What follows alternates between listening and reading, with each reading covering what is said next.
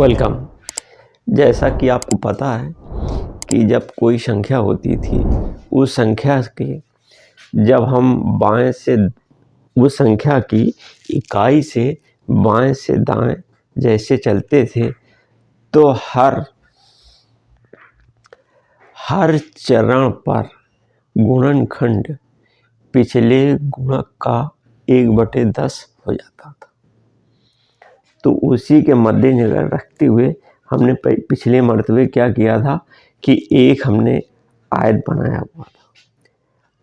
आयत बनाया था पहले उसमें आयत बनाया हुआ था। आयत बना करके फिर उसमें हमने क्या किया था कि उसके 10 बराबर भाग किए थे। 10 बराबर भाग करने के बाद तो प्रत्येक भाग 1/10 के इक्विवेलेंट होता था। तो यदि मान लीजिए हमने 2 भाग सेलेक्ट कर लिए हैं तो वो हमारा 2/10 कह जाता था। जैसे फॉर एग्जांपल अभी तक हम करते क्या रहे हैं कि जितना भी हम मेजरमेंट कर रहे हैं, जो हम इकाई नाप रहे हैं, वो केवल मीटर में ही, मतलब डिस्टेंस वाली ही इकाई अभी हमने चूज करी है। वेट और धारिता वाले हमने इस्तेमाल नहीं किए हैं। लिक्विड और सॉलिड इनको अभी दूर रखा है। अभी केवल हमने क्या किया, डिस्टेंस नापने के लिए ही हमने मीटर का इस्तेमाल किया है और उसी के आधार पे सारा जो है दशमलव भिन्न हम आपको बता रहे हैं। तो चलो ये मान के चलिए, जैसे मान लीजिए है 63.5 है। 63.5 इसका मतलब ये हुआ कि इकाई से ठीक बात ये 0.5 है, 1 डिजिट पे है। तो 1 डिजिट ये 1 है, दशमलव के बाद 1 डिजिट है। 1 डिजिट का इसका ये मतलब हुआ कि 5 दसवां होता है। इसका मतलब 5 दसवां इक्वल टू 5/10 बराबर 0.5। ये हमने उसमें बताया था डायग्राम में, जो बनाएंगे यदि एक आयत बनाया था उसके 10 टुकड़े किए थे, तो इसमें क्या हुआ कि 1/10 प्रत्येक टुकड़ा 1/10 का होता है। तो उसके हमने 5 टुकड़े सिलेक्ट कर लिए। कितने? 5। जब 5 टुकड़े सिलेक्ट कर लेंगे तो वो हमारा कितना हो जाएगा, 5/10 के इक्विवेलेंट हो जाएगा। जब 5/10 के इक्विवेलेंट हो जाएगा तो वही हमारी 0.5।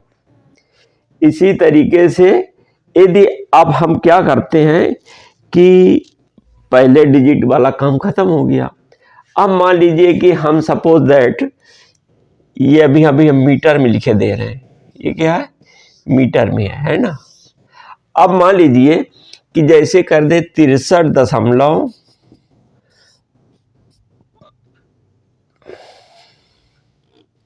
इतना है, तो इसका मतलब क्या हुआ, 63.51। 63.51 का मतलब ये हुआ कि हम जो है किसी वस्तु के 2 टुकड़े करेंगे। किसी वस्तु के 100 पार्ट करेंगे बराबर। किसी इकाई के हम 100 पार्ट करेंगे, उनमें से 51 भाग हम सेलेक्ट कर लेंगे। कितने? 51 भाग सेलेक्ट कर लेंगे। तो जब हम 51 भाग सेलेक्ट कर लेंगे तो वो हमारा क्या बोला जाएगा, 51 समा 51 समा बराबर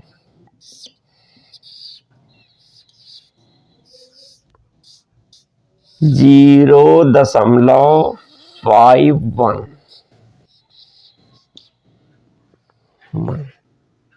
यही तो हुआ 0.51। इसी प्रकार से यदि आपसे कह दिया जाए कि अब कोई मान लीजिए इकाई है और उसके आपको 1000 बराबर भाग करने हैं। कितने? 1000 बराबर भाग करने हैं। तो ये आप हमको बताइए कि उसका प्रत्येक भाग कितने के बराबर होगा, हर एक भाग। यदि मान लीजिए तो वही कहा जाएगा 1000वां। यदि मान लीजिए किसी का के हमने 1000 टुकड़े कर दिए, कितने, 1000 टुकड़े, 1000 टुकड़े कर दिए, तो उसका प्रत्येक भाग हमारा 1/1000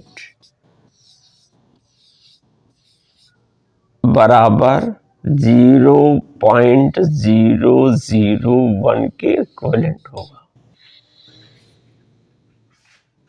ये हमारा दशमलव भिन्न में लिखने का तरीका है, और ये हमें ये दर्शा रहा है कि हमने इकाई के 1000 बराबर भाग किए, इकाई के 1000 भाग किए हैं। और चूंकि हमने यहाँ पे मीटर चूज रखा है, तो यही अगर राशि फिर हमारी क्या होगी, ये होगी 63.001 मीटर कहलाएगी। यह राशि हमारी ये कहलाएगी। ठीक, अब इसी तरीके से यदि कह दिया जाए 50,000वां 56 लिखे दे रहे हैं, 56,000वां इक्वल टू 56/1000 इक्वल टू 0.056। ठीक, और इसी प्रकार यदि हम आपसे कह दें कि 999,000वां 999,000वां इक्वल टू 999 बटे ये 0.999 ये होगा। तो इसको ऐसे भी कह सकते हैं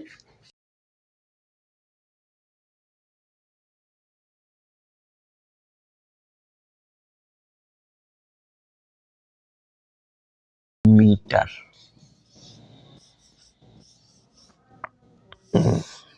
इसके मतलब क्या किया था हमने, मीटर के 1000 बराबर टुकड़े किए थे।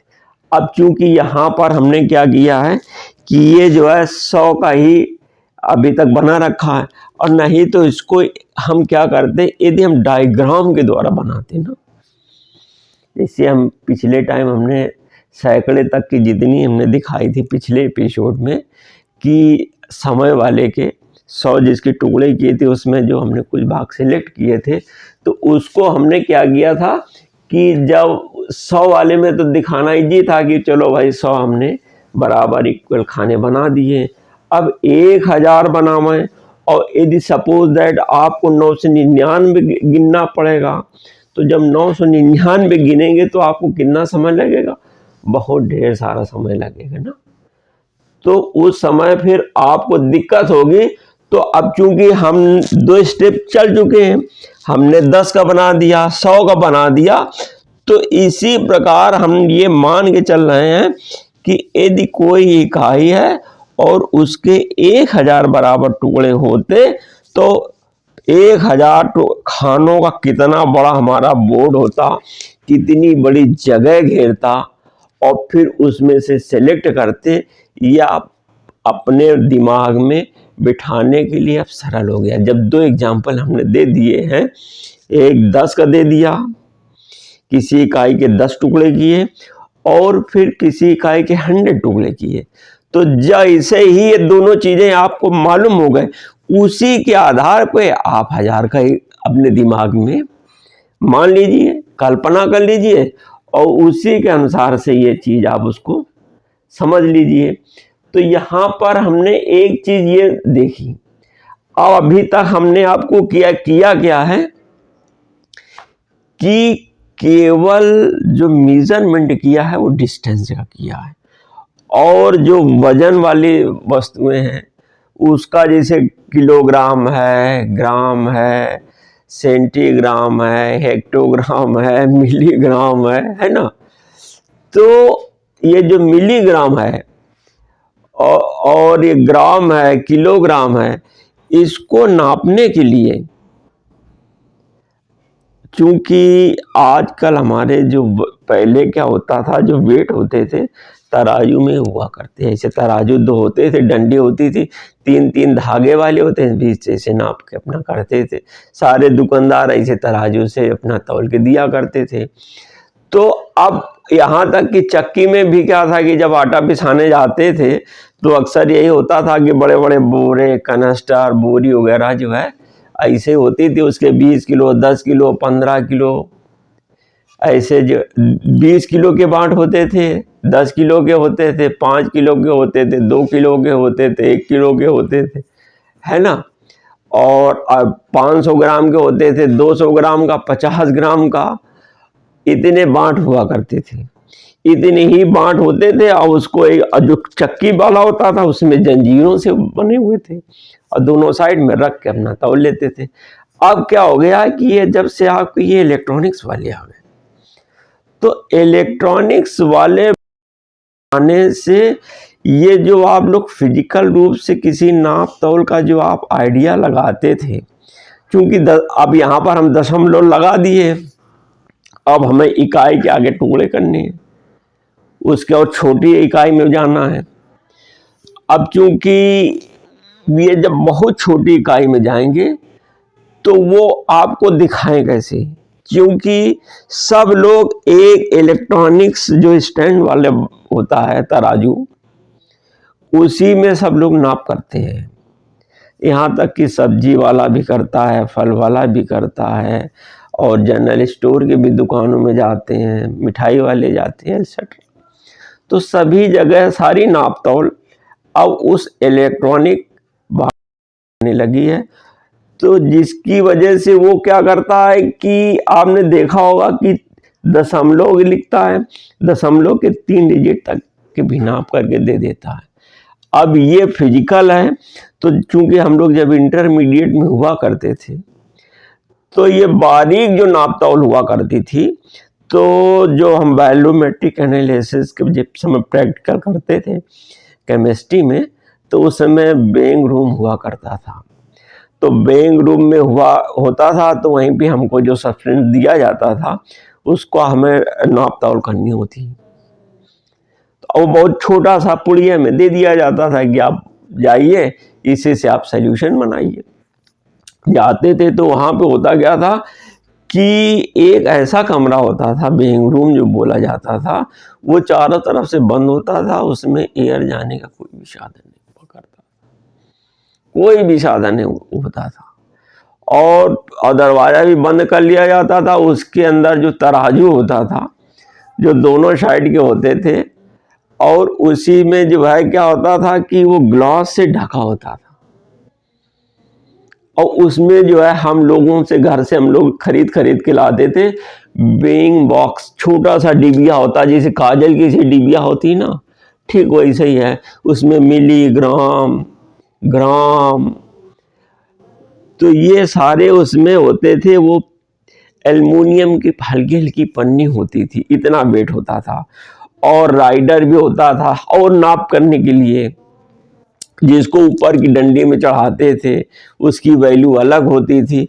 तो इस टाइप के मेजरमेंट करने के लिए उस कमरे के अंदर जाते थे, और उस बगल से ग्लास से वो रखते थे। जैसे किसी में हमने सब्सटेंस रख दिया एक पल्ले में, दूसरे पल्ले में जब बांट रखते थे, तो बांट रखने के बाद जब तौलते थे, इसके बाद फिर क्या करते थे, उसको बंद करके देखते थे, ढक्कन कांच के, जो कांच से चारों ओर से बंद होता है, क्योंकि जरा भी यदि हवा का झोंका हो जाएगा तो 1-2 मिलीग्राम क्या जाने कितना फर्क पड़ जाता है।